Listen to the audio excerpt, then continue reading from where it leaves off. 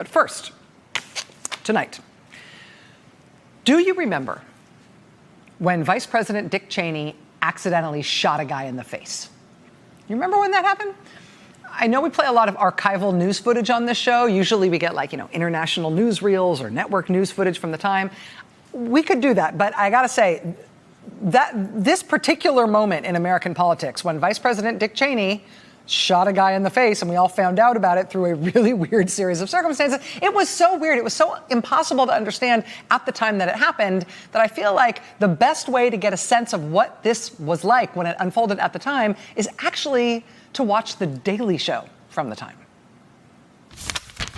Vice President Dick Cheney accidentally shot a man during a quail hunt at a political supporter's ranch, making 78-year-old Harry Whittington the first person shot by a sitting Veep since Alexander Hamilton.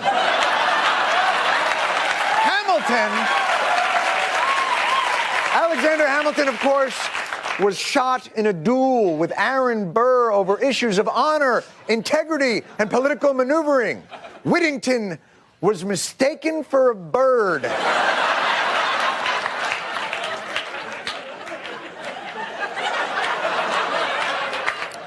The other player in the drama, ranch owner and eyewitness Catherine Armstrong. We were shooting a covey of quail. The vice president and two others got out of the car to walk up the covey. A bird flushed. The vice president took aim at the bird and shot, and unfortunately, Mr. Whittington was in the line of fire and got peppered pretty well. Cheney also discussed why nobody found out about the incident until ranch owner Catherine Armstrong went to a local paper the next day. Catherine suggested, and I agreed, that she would go make the announcement, that is, that she'd put the story out. And I thought that made good sense. She was the immediate past head of the Texas Wildlife and Parks Department.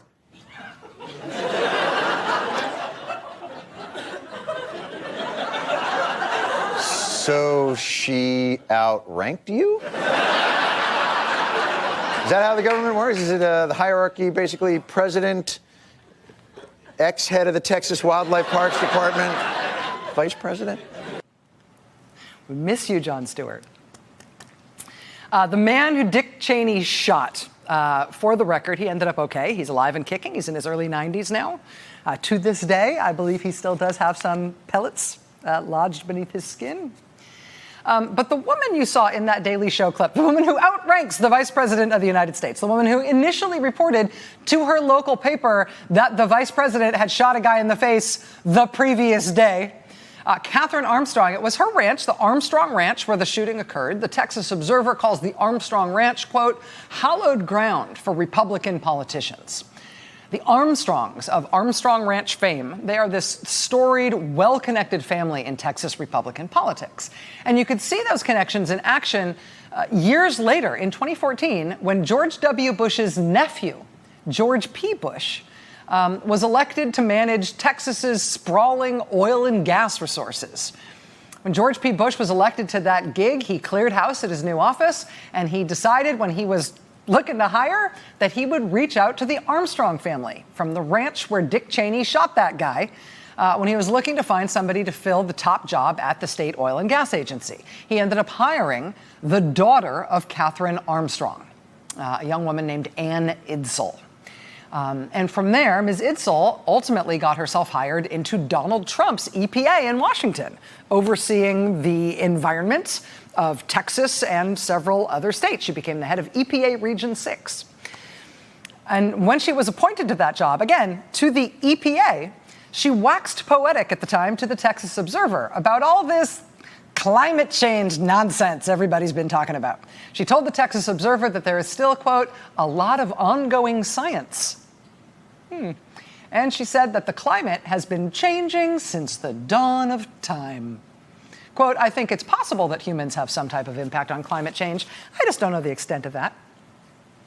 So obviously she was the natural choice to get promoted from that EPA Region 6 job that Trump initially put her in to earlier this summer. Trump moved her up to take over the job of being our nation's top clean air official. She became the second person to hold that job in the Trump administration. The first guy had to resign in the midst of an ethics investigation into his meetings with his former oil and gas lobbying clients, which he was now charged with regulating. So he had to go. Let's bring in the woman who says, you know, the climate, it's been changing since the dawn of time. Have you visited my family's ranch? Today, we got the Trump administration's first big move on air quality under the stewardship of Ann Idsel. Quote, the Trump administration is moving to erase Obama-era rules on methane emissions from the oil and gas business, saying the federal government overstepped its authority when it set limits on what scientists say is a significant contributor to climate change. Methane, the primary component of natural gas, is about 25 times more potent than carbon dioxide in trapping the Earth's heat, according to estimates used by the EPA. The Environmental Defense Fund estimates methane emissions cause about a quarter of the planet's warming. Wall Street Journal analysis recently found that the U.S. oil and gas industry's methane emissions alone were the equivalent of the greenhouse gas emissions from more than 69 million cars, or about 1/4 of all cars registered in the United States. Methane emissions just from American oil and gas companies are the equivalent to greenhouse gas emissions from 69 million tailpipes. This rule rollback from the Trump administration is so draconian, right? So hardline and so unexpected, even the oil and gas industry isn't cool with it. Quote, some companies, including ExxonMobil and Royal Dutch Shell, have warned the Trump administration that a lack of government-backed minimum requirements to curb emissions could undermine the argument that natural gas is a cleaner fuel than coal or oil. It's kind of an amazing argument, right? And the oil and gas industry is like, we've been trying to make fracking for natural gas seem like an ecologically good idea. We've been trying to make natural gas seem like it's a good thing. It's a green fuel as people start to really care about climate change. That has always been a pretty tenuous argument. But if natural gas is now going to be allowed to just willy-nilly spew into the atmosphere the most potent greenhouse gases without any constraint at all, it's going to be really hard for us to maintain that fiction about how awesome and green natural gas is. You're going to make it really hard for us to make that case. I mean, even with the oil and gas industry arguing that this is probably not a good decision. I mean, what with all the concern about the climate and everything, it's interesting. Even the Trump administration, as they are doing this, they don't seem to understand what the problem is.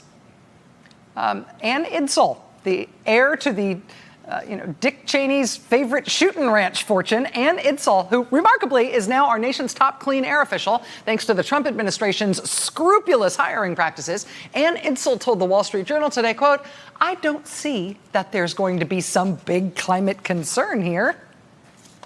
Climate? Why? What? What does methane have to do with what? Why is this even a climate thing? Nobody said climate to me.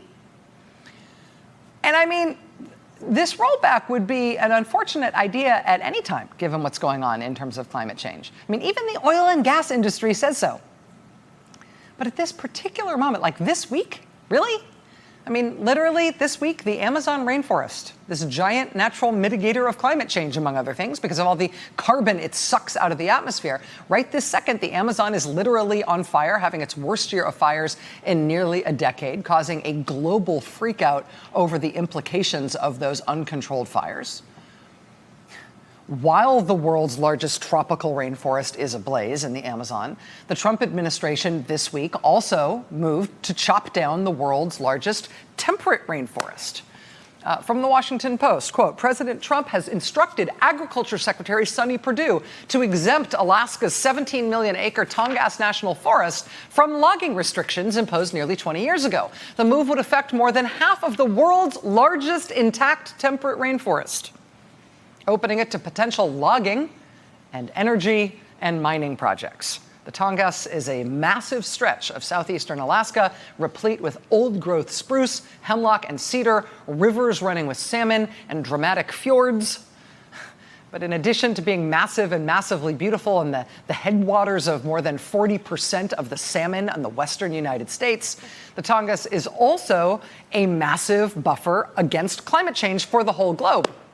And you don't have to take my word for it and just believe it based on those pictures. I mean, that is how it's described in research from Donald Trump's own Department of Agriculture, the very department he has reportedly now ordered to let the Tongass not just be drilled and mined, but chopped down. This is a briefing paper from the USDA's Forest Service last summer, titled Addressing Climate Change on the Tongass National Forest. Quote, the coastal temperate forests in Southeast Alaska currently sequester and store large quantities of carbon. As a result, Southeast Alaska plays an important role in the global climate and carbon cycle. The Tongass supports about 8% of the carbon stored in all forests in the lower 48. The good news for Southeast Alaska and the temperate rainforests of Alaska in general is the relative stability of coastal rainforest biomes. The climate niche of most of the dominant tree species is particularly resilient to expected changes in climate in the region over the next 30 to 50 years. So yes, good news. The Tongass is doing really important work. The Tongass is stable and resilient, says the USDA. Right? That's a really good thing since the Tongass eats up tons and tons and tons of climate change accelerating carbon from the atmosphere. It's really good that it's so resilient. How resilient is it against mining, oil and natural gas drilling, and logging, right? Because the USDA produced that report about the importance of that Tongass forest. And now, this past week, President Trump has reportedly ordered the USDA Secretary, Sonny Perdue, to let that forest be chopped down. But take a slightly wider view on this for just a second. I mean, this isn't just like the Trump administration acting writ large. Part of what is going on here is the silent catastrophe of one specific part of the Trump administration. I don't really know why this hasn't had more sort of national attention, but there is a governing catastrophe inside the Trump administration that hasn't had much attention. And it is called the USDA, the U.S. Department of Agriculture. And it's not just a catastrophe in terms of what it's being used to do to places like that Tongass forest, which even that agency itself acknowledges is hugely important and must be left to do its thing. I mean, even on Donald Trump's own terms, his USDA is a disaster. Donald Trump and his campaign, of course, think that he can count on rural voters in general and farmers in particular to be a key constituency heading into Trump's reelection, right? But his trade policies and his agriculture policies are a disaster for rural America and American farmers. And they are quite obviously making that constituency a problem for him right now. I mean, just scan the headlines right now that Trump's getting out of farm country. Farmers' frustration with Trump grows as U.S. escalates China fight. National Farmers Union condemns new tariffs. Quote, Trump is making things worse. Trump's trade war could cost him with a key constituency, farmers. This from the Iowa Corn Producers Association. Iowa corn farmers to Trump. The government put us in one hell of a bad situation. Agriculture is in one hell of a bad situation right now. The government has put us in this situation. A soybean farmer in Ohio saying, quote, I couldn't vote for Trump again. I have to protect my business. A farmer in North Dakota, quote, every time I go to the grain elevator, it's fricking Trump this and fricking Trump that.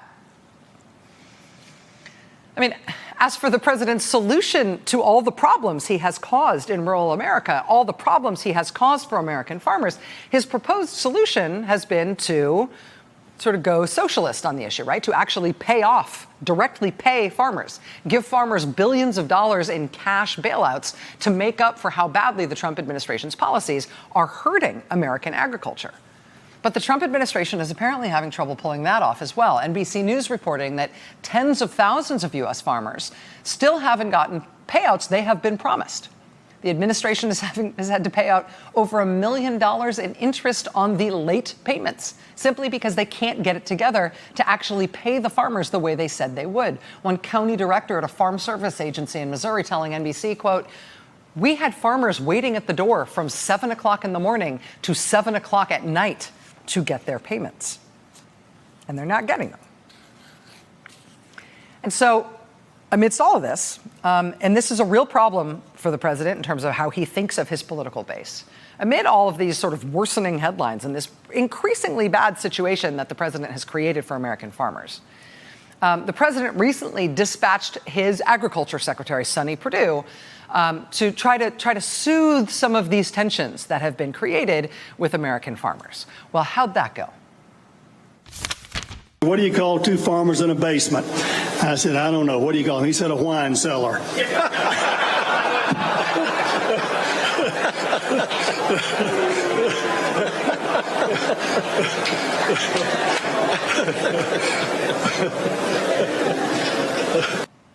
Wines, see, W-H-I-N. Two farmers in a basement, initial laughter being overtaken by the increasingly loud booing there. Donald Trump's agriculture secretary getting roundly booed at the annual Minnesota Farm Fest for talking about American farmers as a bunch of whiners. You get two farmers together, you know what that is? Whining. Get them in a basement, that's a wine cellar. Isn't that hilarious? To a room full of farmers. That's what counts as political outreach right now in Donald Trump's U.S. Department of Agriculture. One of the stories that we've been covering here for the last couple of months now is about this FUBAR situation the USDA got themselves into with trying to get rid of all the scientists at that agency. USDA scientists are an impressive lot. They've done a very, very impressive work for generations at USDA. It's one of the scientific cores of the U.S. federal government. Well, under Sonny Perdue and Donald Trump, USDA announced that all of the Agriculture Department scientists would have to move halfway across the country on zero notice or be fired. They described it as a cost-saving move, even though it wouldn't actually save any money. The Trump administration went out of its way to say this definitely wasn't an attempt to get all those scientists to quit. No, no, no. All these scientists are producing all kinds of inconvenient research about climate change and trade policy and how the Trump administration's policies weren't hurting farmers. They definitely weren't just trying to get rid of all the farmers. This was just about efficiency. This was just about saving money. This was about running the USDA as a more efficient, more effective organization. That was their line on that forced move for all the agency's scientists until Trump budget director Mick Mulvaney let the cat out of the bag while talking to a bunch of Republicans at a fundraiser earlier this month. You've heard about Drain the Swamp. What you probably haven't heard is what we're actually doing. I don't know if you saw the news the other day, but the USDA just tried to move, or did move, 2 offices out of Washington, D.C., I think to Kansas City, Missouri. Yes, you can applaud that one, because that's what we've been talking about doing. Guess what happened? Guess what happened? More than half the people quit. Now, it's nearly impossible to fire a federal worker. I know that because a lot of them work for me, and I've tried, and you can't do it. But by simply saying to people, you know what, we're going to take you outside the bubble, outside the Beltway, outside this liberal haven of Washington, D.C., and move you out into the real part of the country, and they quit. What a wonderful way to sort of streamline government and do what we haven't been able to do for a long time. Trump administration was so excited to tell Republican donors about this. You know how hard it is to get rid of these terrible, pesky federal workers? Thank goodness we have finally figured out a way to shed that dead weight. We are so psyched to be able to get rid of these federal employees. And they've been so psyched to do it to the point where they have been just adding insult to injury, not only shutting down the scientific core of the Agriculture Department, but then in the middle of doing so, they told the workers they were trying to get rid of, oh, and by the way, we told you we'd pay you $25,000 buyouts to leave. Actually, we're making that $10,000 now. You still want it? Because, we could just fire you if you'd rather. Funny thing is happening with that, though. Now, the Trump administration is starting to realize that all those workers they got to quit their jobs, all those workers they streamlined out of the federal government, it's possible maybe they needed them.